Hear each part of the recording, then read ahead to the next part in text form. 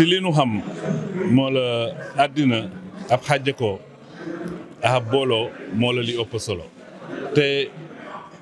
sinu aada doon na laa xamante ne si sutura lañ ko daa def sax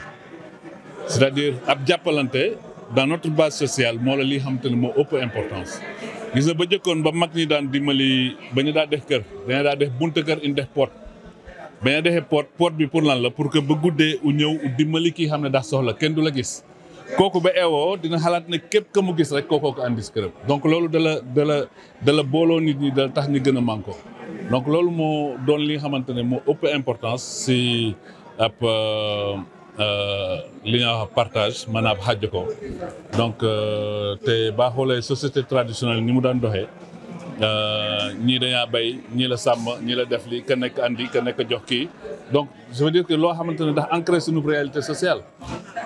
mais am na beneen aspect baa xamante ne aussi bokkoon na samay mbir parce que doon na ko wax keroog Pape Issa si benn émission que man ab taalibe la ma woon dama daan jël ma bool i dem yoolwaani ji ba école tëjee bon daa bokk classe noo bokkoon classe ma ne bon daa génne école man dama daa jël ma bool i dem yoolwaani ji ba école tijjee ma ñibbise i jàng si waat mais bala yolwaan maanaam ndax la dem dugg fii nga sarax la ceeb dugg fii nga sarax la cere u boole ka jóge fii mais ba nu ñëwee ba si ëttëb daara ji ka nekk dala teg bool bi bool yëpp ñëpp da ngaa bokk ak bal ni xew lekk fi bal ni xew lekk fi donc partage bi foofu la njëkk a commencé. waaw lii gën a am solo moo la dem aw rek demax ñii si des àndax ñeneen ñi moo gën a am solo c'est-à-dire art doon laa xamante ne du ab réussite personnelle moo si am solo man dama mës a gëm ne lépp laa xamante ne moo la doon maanaam ndam si man la ma bokk ak ñeneen ñi la donc ma xalaat c'est plus si idée ab équipe maanaam ab booloo pour que plutôt que ab xalaa xamante ne man kese la individuellement donc sama xalaat daal mooy fexe nu ma mën a jàppale artistes yi nga xamante ne am nañu benn fes bi xool nan laa mën a def ba aussi di leen boole si rencontre yi nga xam ne ñu ma fay woo aussi ma proposer leen pour ñoom aussi ñu mën fa nekk daal waaw. Bon, pour la bonne simple raison qu'on a appelé les gens autour de Ndaje, qui signifie rencontre. Et d'ailleurs, c'est une continuité de nos différentes expositions. En 2016, on avait proposé la perte des valeurs. Et en 2018,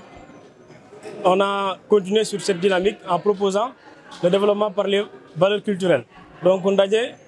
comme son nom l'indique, c'est une rencontre entre des artistes, mais également entre des artistes et la population. Et j'aimerais quand même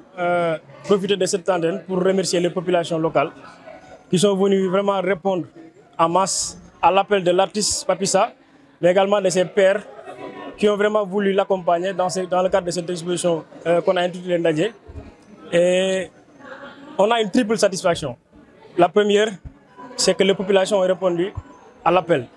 La deuxième, c'est que tout le monde est resté unanime sur la qualité et la présentation des œuvres. Et la troisième, c'est vraiment la visite de la secrétaire générale de la Biennale, Mme Maria Maba, qui a voulu vraiment honorer de sa présence cet événement. Et elle est là en tant qu'administratif, également en tant que culturel, qui a vraiment eu à magnifier les différentes créations artistiques. Et le charme de cette exposition, c'est vraiment la variété. Parce que tantôt on surfe sur le visuel, sur l'abstrait, tantôt sur le figuratif, tantôt sur l'art naïf. Et voilà quoi. Et pour finir sur la magnifique œuvre ou bien l'installation de Dr Momar Seck. Ndaje bi boo gisee mu am lu ñu bëggoon mu am la ku ci mel ni le docteur Momar Seck di nekk artiste ba nga xamee ne bi àdduna jëpp xam nañ ko ku ci mel ni suma natango Fatou Mandoy Mbeng nekk artiste plasticienne ak le photographe Adi Ngom ñoo daje tey ma invité leen ubbi exposition bi dans le cadre de la Biennale de l'art contemporain pour que ñun doomu Bargny ñu won waa Bargny li nga xam ne yàlla may nañu ko ñu bokk ko ak doomu Bargny yi muy aada ak cosaan dans le cadre de la Biennale des Arts loolu moo waral ndaje bi mu nekk ndaje bu am solo parce que doomu Bargny yëpp daje nañ fi ñu échanger sympathiser yeesalaat li nga xam ne lii moo ñu animé muy bokk gi nga xam ne moom la ñu bokk ndey ak baay ñun à Bargny. ndax bi nga xam ne mooy thème biennale bi je crois que dafa ñëw si moment bi mu war a ñëwee mooy forger dajale construire et que le Sénégal est en construction, l'Afrique est en construction. Donc duñu def lu dul ànd ci loolu te boole suñu thème nekk ci biir thème bi aussi pour mën a présenter loo xam ne lii ku fi ñëw di nga si jëli njariñ. boo gisee ma liggéey tableau boobu noonu te wane ko présenter ko mooy li nga xam ne moom la xale yi di dund muy nekk naxar muy nekk tiis boo xam ne vraiment dafa nekk actuellement benn fléau ci suñu dëkk bi te masul demee noonu donc xale yi ñu xañ seen liberté di leen def naka sudul noonu. donc te mu concerne ñun tous les Sénégalais loolu moo waral ma déjee leen œuvre boobu pour wane naxar bi ma am si ñàkk bi nga xam ne xale yi ñàkk nañ ko sécurité ñàkk bi ñu ñàkk indépendance ak liberté de s'exprimer et de vivre normalement dans le quartier. Mais vous me permettrez d'abord de remercier Madame le secrétaire général de la Biennale et à travers elle, Monsieur le ministre de la Culture et l'ensemble de ses collaborateurs qui ont bien voulu accepter que dans le cadre donc, de la 14e édition de la Biennale de Dakar, que la bibliothèque de Bargny accueille une exposition off et une exposition dédiée à un artiste de Bargny, accompagné bien entendu par un ami, un frère, le docteur Momar Seck, qui est un professeur qui enseigne l'art à l'Université de Genève et qui expose dans le cadre de la Biennale. D'ailleurs, le 31 prochain, il va exposer à Genève dans le cadre de la Biennale. C'est pour dire que en fait, notre présence ici à côté de notre jeune frère Issa Diouf, c'est une présence pour marquer notre soutien à l'art à Bargny, accompagner les belles initiatives des artistes de Bargny, soutenir également ces jeunes pour leur apporter l'appui nécessaire et leur permettre de mettre en valeur leur talent. Quand vous venez, quand vous regardez ce que Issa a pu exposer, à travers cette rencontre qu'il a appelée Ndadje, Ndadje qui est le symbole de la rencontre. Et chaque fois que l'on arrive dans une rencontre, soit on y arrive en apportant quelque chose, soit on part en ramenant quelque chose. Et c'est là tout le concept. Ndadje, c'est un peu un appel à la paix, à la communion, à la symbiose, aux rencontres de fraternité, d'amitié, qui sont les fondements, les bases de notre société. Donc nous sommes très honorés d'avoir participé à cette exposition. Et Madame le secrétaire général a bien voulu nous faire le plaisir de se déplacer personnellement. Je sais que son calendrier était très chargé. Elle a tenu à être à nos côtés pour que les autres jeunes de Bargny, qui sont artistes ou qui ont du talent, qu'ils puissent voir